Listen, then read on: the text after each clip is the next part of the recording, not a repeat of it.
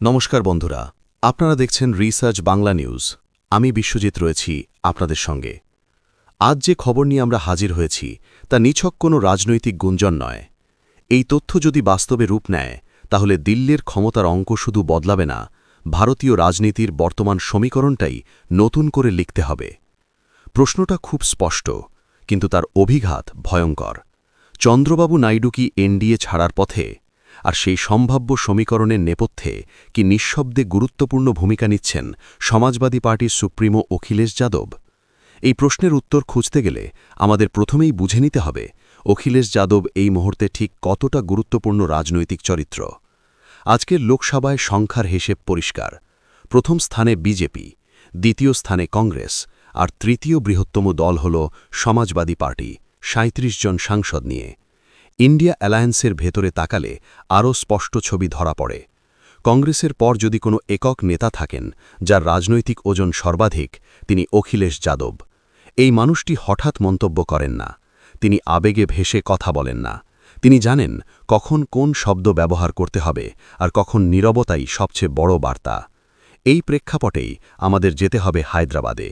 গতকাল অখিলেশ যাদব সেখানে গিয়েছিলেন তেলেঙ্গানার মুখ্যমন্ত্রী এবং কংগ্রেসের প্রভাবশালী নেতা রেবন্ত রেড্ডির সঙ্গে সাক্ষাৎ করতে।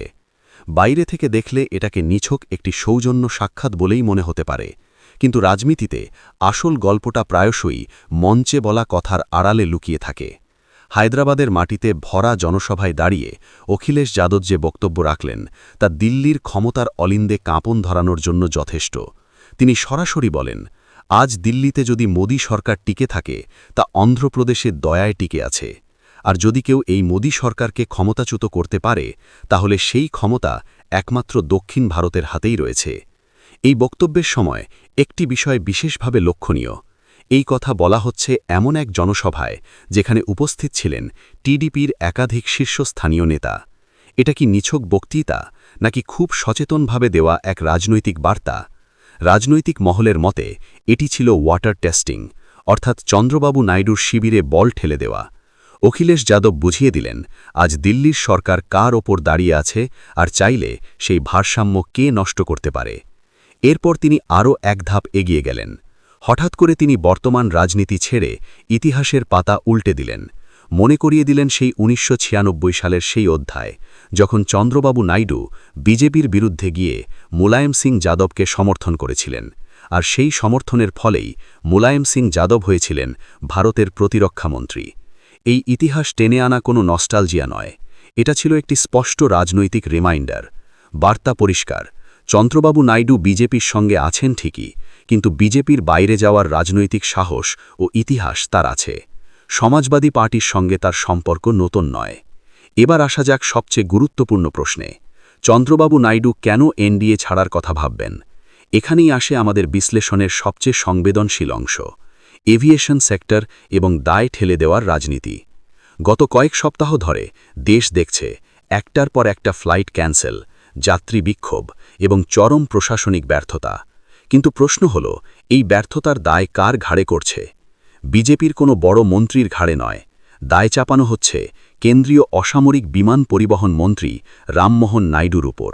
তিনি টিডিপির নেতা, তিনি চন্দ্রবাবু নাইডুর ঘনিষ্ঠ।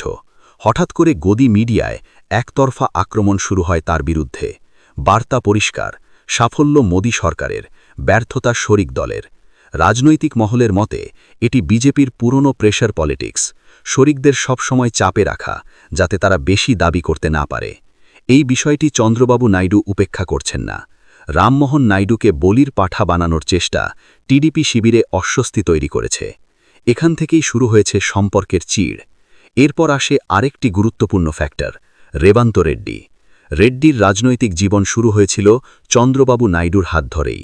দল আলাদা হলেও ব্যক্তিগত সম্পর্ক আজও অটুট। সম্প্রতি তাদের বন্ধুত্বপূর্ণ আচরণ রাজনৈতিক মহলে আলোচনার বিষয়। রেবন্ত রেড্ডি সেই সেতু যার মাধ্যমে রাহুল গান্ধী ও চন্দ্রবাবু নাইডুর মধ্যে সম্পর্ক উষ্ণ রাখা সম্ভব।